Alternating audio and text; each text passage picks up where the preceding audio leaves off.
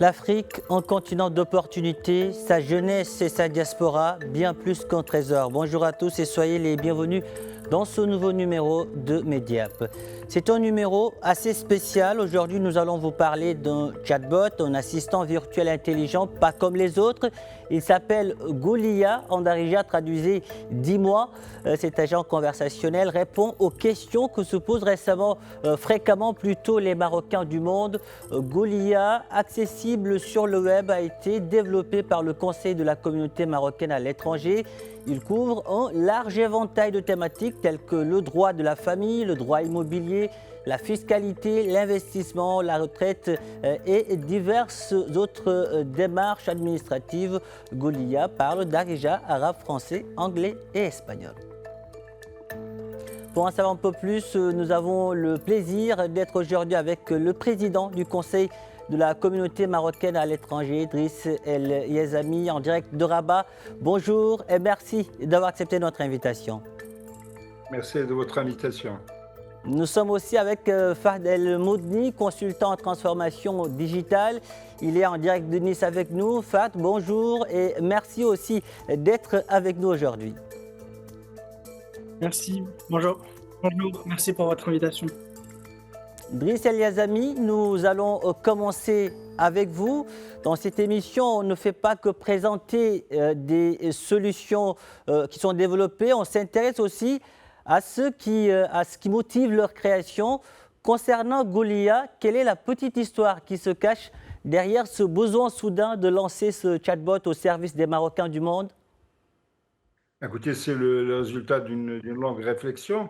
D'abord, il y a des mutations incroyables de la communauté marocaine à l'étranger, avec un développement démographique très important, une mondialisation. Aujourd'hui, les Marocains du monde sont un peu partout, une féminisation, une diversification aussi des catégories concernées par la migration, et surtout, c'est un développement socioculturel des Marocains du monde. Aujourd'hui, grosso modo, on est à 20% d'un niveau universitaire. Et donc, il y a des demandes de plus en plus importantes, des aspirations aussi, un peu une exigence de la qualité de service. Et donc, nous voulons contribuer à améliorer les services rendus aux Marocains du monde.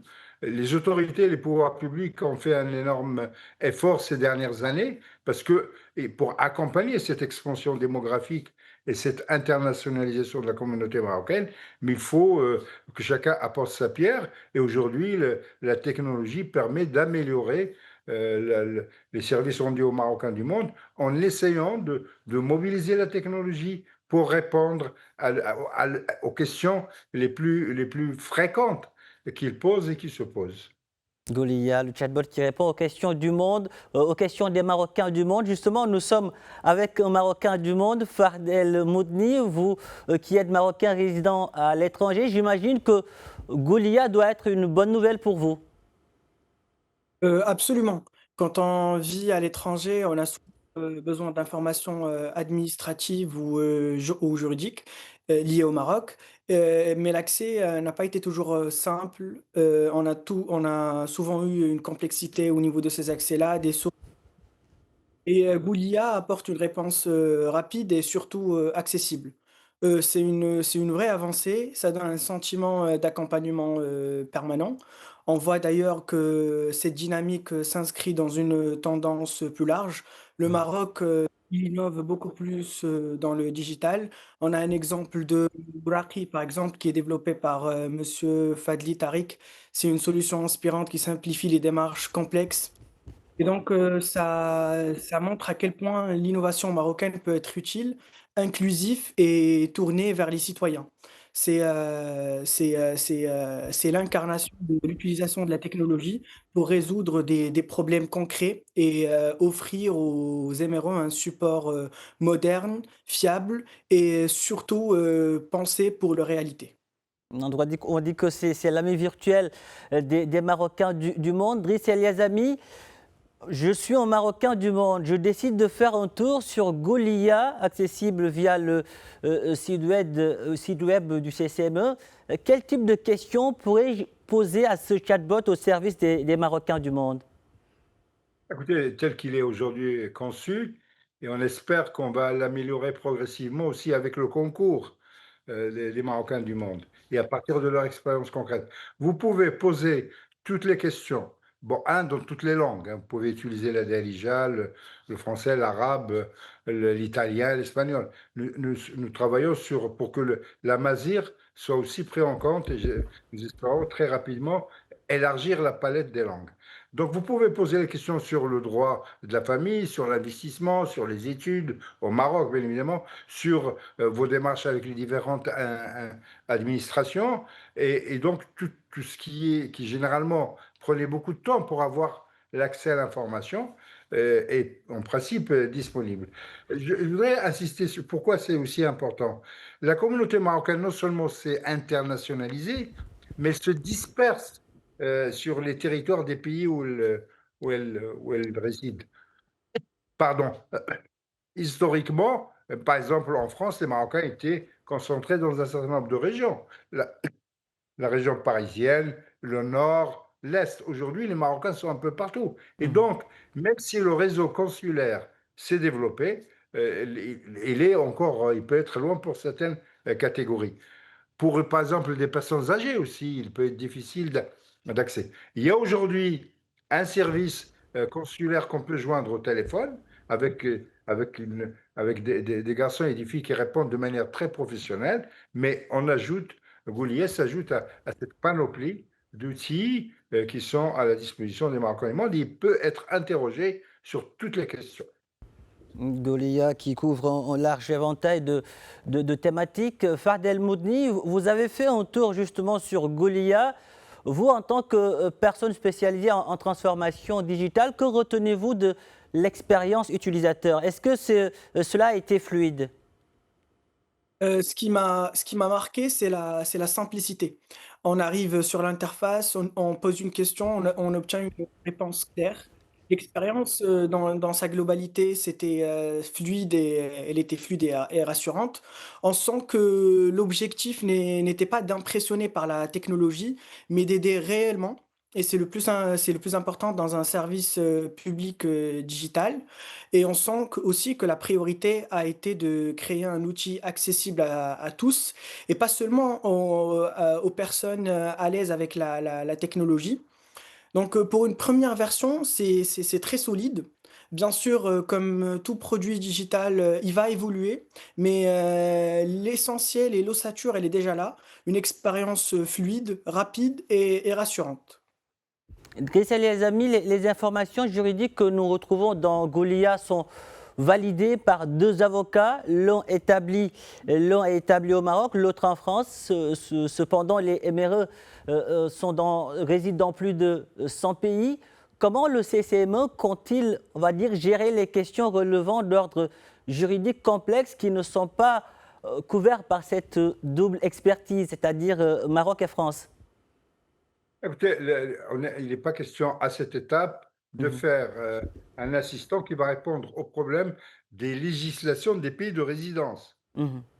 Donc c'est par rapport, il est conçu jusqu'à cette étape par rapport à la législation marocaine, aux droits et éventuellement les responsabilités des citoyens marocains.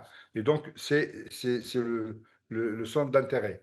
Les deux avocats dont vous avez parlé, Maître Touami et Maître Ferdoussi, Maître Ferdoussi est en France, Maître Touami est au Maroc, ont une très longue expérience d'interaction avec les communautés marocaines du monde. Et ils sont reconnus dans leur domaine pour leur expertise et leur savoir-faire. Un des défis, à mon avis, sera la mise à jour.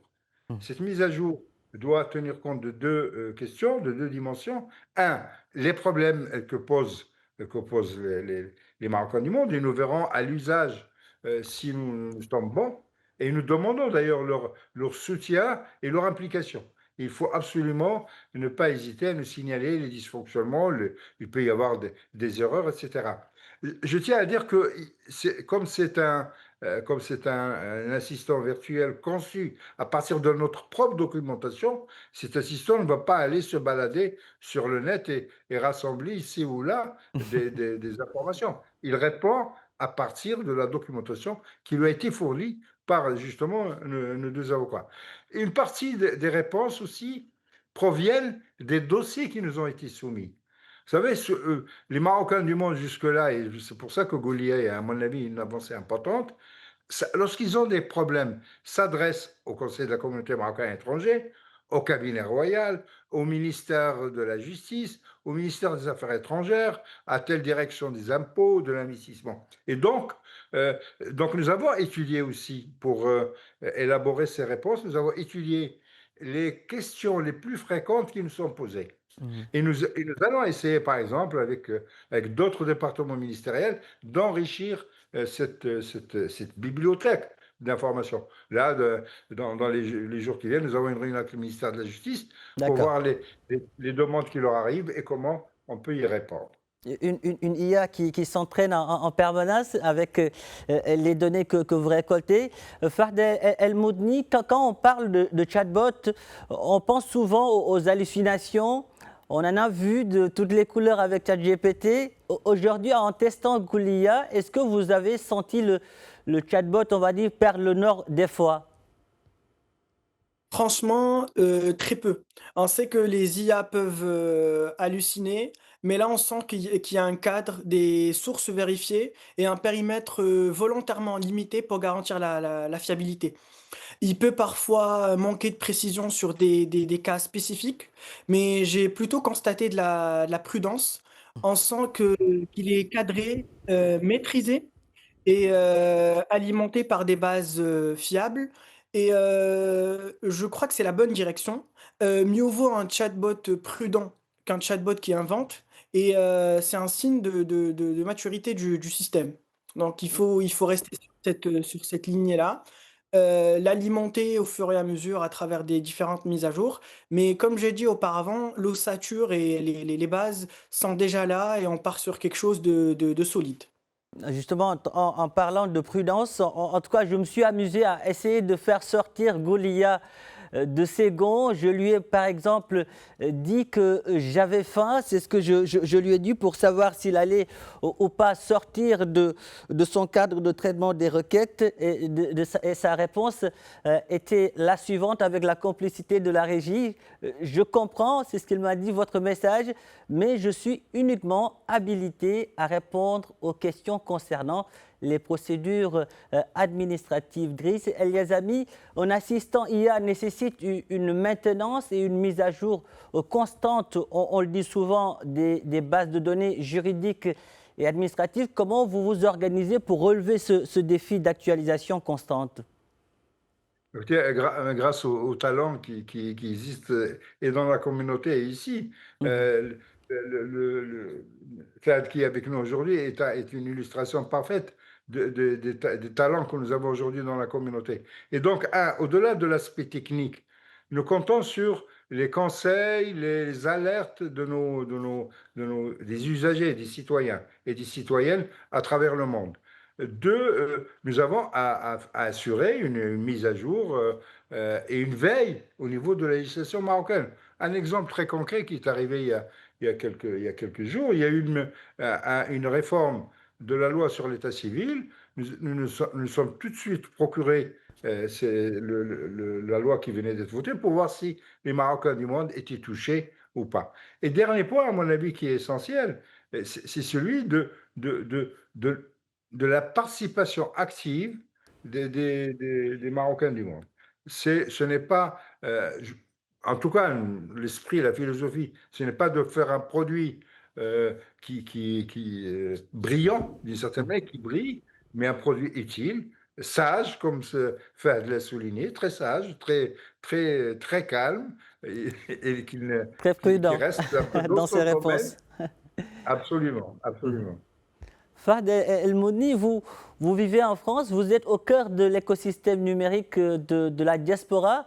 Que recommanderiez-vous au CCME pour s'assurer que les MRE savent qu'ils peuvent vraiment poser des questions complexes de droit à Goulia? Je pense qu'il faut surtout rassurer les MRE, sur le niveau de fiabilité du chatbot et pour ça, on pourrait, communiquer clairement sur le processus, donc à savoir les sources, utilisées, l'implication des avocats, la façon dont les données sont mises à jour, et ensuite montrer des exemples concrets de cas complexes qui sont déjà traités par le biais de ce chatbot. Et quand les gens voient que des situations réelles, parfois très techniques, ont été résolues, ça crée de la confiance. Et on peut même expliquer que le chatbot ne remplace pas un avocat, mais il aide à y voir clair, à comprendre son contexte et surtout à s'orienter vers les bons interlocuteurs. Une communication simple, transparente et pédagogique, c'est ça qui donne confiance au MRE pour poser des questions complexes. Et ce qu'il faut surtout souligner, c'est que le potentiel, il est énorme. Mais comme tout service digital, la clé, c'est l'adoption. Il faut que chaque MRE Mhm. sache que Good existe et qu'il est là pour eux. Et donc, plus le taux d'adoption va augmenter, plus on aura de plus en plus de retours qui seront très utiles pour améliorer le produit. Brice les amis, je reviens vers vous. Vous multipliez les initiatives au service des Marocains du monde. Aujourd'hui, peut-on s'attendre à ce que le CCME lie Goulia à d'autres systèmes d'information officiels, par exemple la CNSS ou des banques, pour créer un véritable écosystème numérique unifié? Écoutez, d'après les informations que je viens de lire il y a même pas 48 heures, la CNSS est en train de développer un chatbot. Je sais que des instances constitutionnelles indépendantes comme le Conseil de la communauté marocaine à l'étranger ou le Conseil économique, social et environnemental sont en train aussi de développer toute une série et s'intéressent à ce monde nouveau qui est. Et je crois qu'il y a une dynamique globale de digitalisation qui est en train d'avancer. Lundi prochain, nous allons signer une convention avec la Commission nationale de garantie des données personnelles pour adhérer au portail d'information mis en place par la CNDP. Donc, il y a toute une dynamique dans laquelle nous inscrivons. J'aimerais profiter, si vous le permettez, de ce passage pour dire deux messages essentiels. Mm. Le premier, c'est que nous allons essayer, la technique ne règle pas tout. Et donc, il y aura derrière Goliath, disons, une présence humaine pour essayer de C'est très répondre, rassurant. d'intervenir. Absolument. Mhm. Parce que c'est ça aussi un des enjeux de l'adoption, c'est C'est qu'il ça. y ait aussi une présence humaine. L'autre élément essentiel qui vient d'être souligné et qui est essentiel à mon avis, c'est comment faire circuler l'information parmi des millions de Marocains et Marocaines dans le monde. Et ce que nous savons aujourd'hui, c'est qu'il y a des dizaines et des dizaines de communautés sur les réseaux de toutes sortes, avec des affinités multiples entre les Marocains. Il y a des Marocains d'une telle région, ou les Marocains qui aiment tel type de musique, ou qui s'entraident, etc.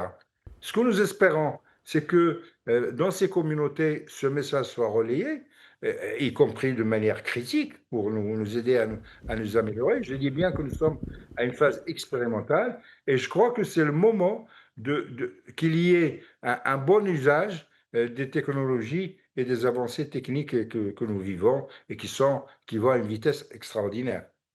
Pour le moment, c'est seulement disponible sur le web. Peut-on s'attendre à ce que ça soit disponible sous forme d'application, Brice Eliazami? Absolument. Nous y travaillons d'arrache-pied. Fardel Moudni, le Maroc vous passionne. Aujourd'hui, en tant que passionné d'innovation, si Driss El Yazami, le président du CCMO, vous demande de développer une application, un chatbot au service des Marocains du monde, que lui proposeriez-vous d'impactant? Si je devais proposer une Ou bien on a solution pour... déjà ce qu'il nous faut, Goulia est déjà là. Alors, si je devais proposer une solution pour les Marocains du monde, Hmm. j'imaginerais quelque chose de vraiment nouveau. Un passeport numérique MRE, un outil intelligent qui accompagne les Marocains du monde de manière personnalisée partout dans le monde. C'est un assistant intelligent qui évolue aussi avec l'utilisateur, quelque chose de vraiment impactant, capable de devenir le réflexe numérique de chaque Marocain du monde. Ça peut avoir comme fonctionnalité, par exemple, centraliser toutes les informations administratives essentielles, offrir un accompagnement à la fois intelligent et humain, aider à la mobilité, internationale et le point le plus important, c'est, surtout faciliter l'investissement au Maroc. Parce qu'on a une dynamique de retour de pas mal de beaucoup de Marocains du monde vers leur pays natal et ils sont de plus en plus intéressés par l'investissement, au Maroc. Et ça sera aussi un outil qui va nous permettre de préserver le lien culturel et comme je viens de le souligner, accompagner le retour ou la réinstallation, au Maroc. Driss El Yazami, vous venez d'écouter ou bien d'entendre Je Fard. suis, Une idée absolument, à, c'est une idée à concrétiser ou c'était déjà noté quelque part?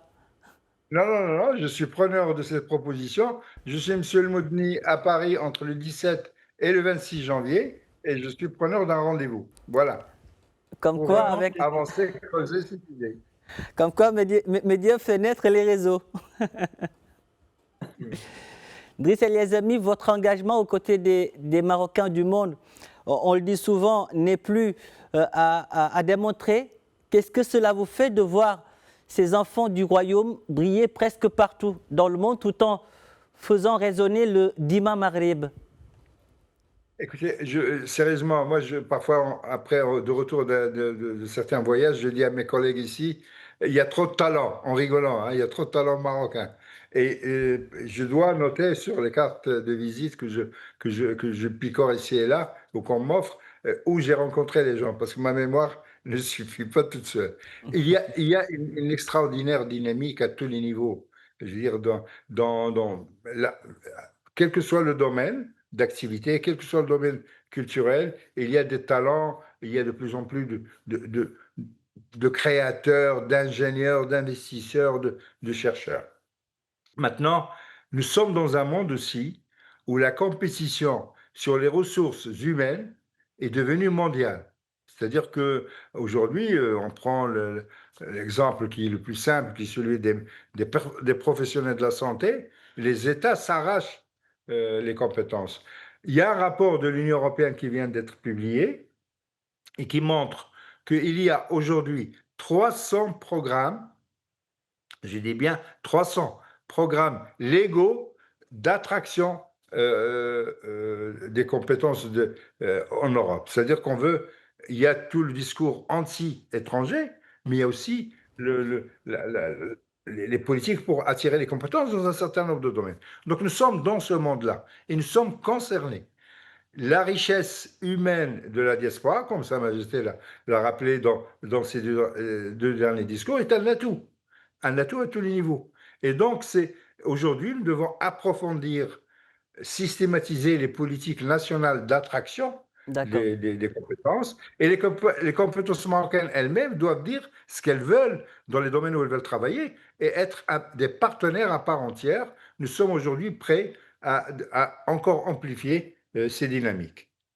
Fardel Mouni, que ressent un jeune comme vous qui partage cette émission avec une bibliothèque des Marocains du monde que représente aujourd'hui Driss El Yazami?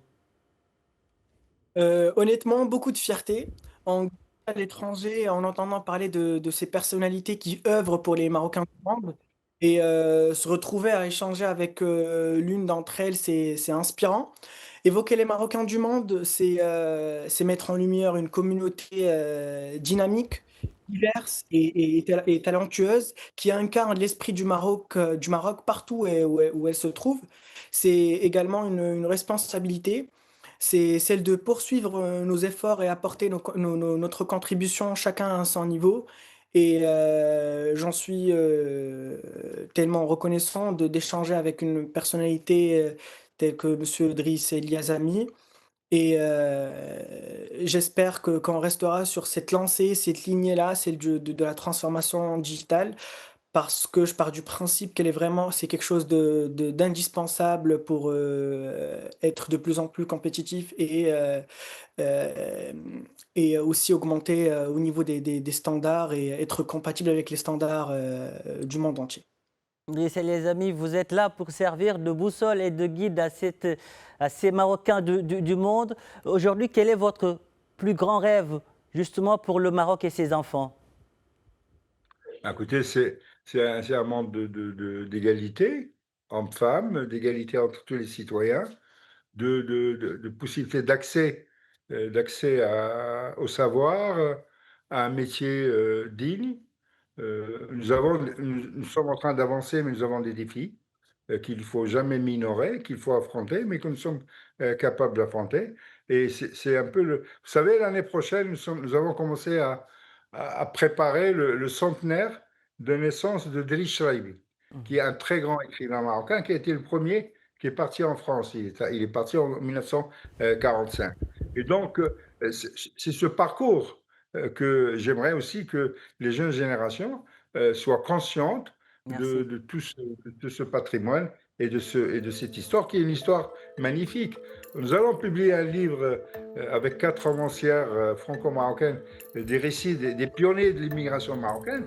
J'étais en Merci. train de relire leurs témoignages, parce qu'on voit la résistance, la souffrance que parfois ils ont affrontée, et qu'on voit aujourd'hui où nous en sommes. Il y a de quoi être, comme disait M. El Moudni, fier mais résolu à affronter les nouveaux défis. C'est un passionné du Maroc qui parle, Driss El Yazami. Merci pour toutes ces précisions. Un grand merci également à Fard El Moudni. Le Maroc est fier de vous, sa diaspora aussi. Merci pour toutes ces précisions. Voilà qui referme ce numéro de Mediap. Merci de l'avoir suivi. Un grand merci aux équipes techniques et rédactionnelles ayant contribué à sa réalisation. Où que vous soyez, prenez soin de vous et allez jusqu'au bout de vos rêves. N'abandonnez jamais.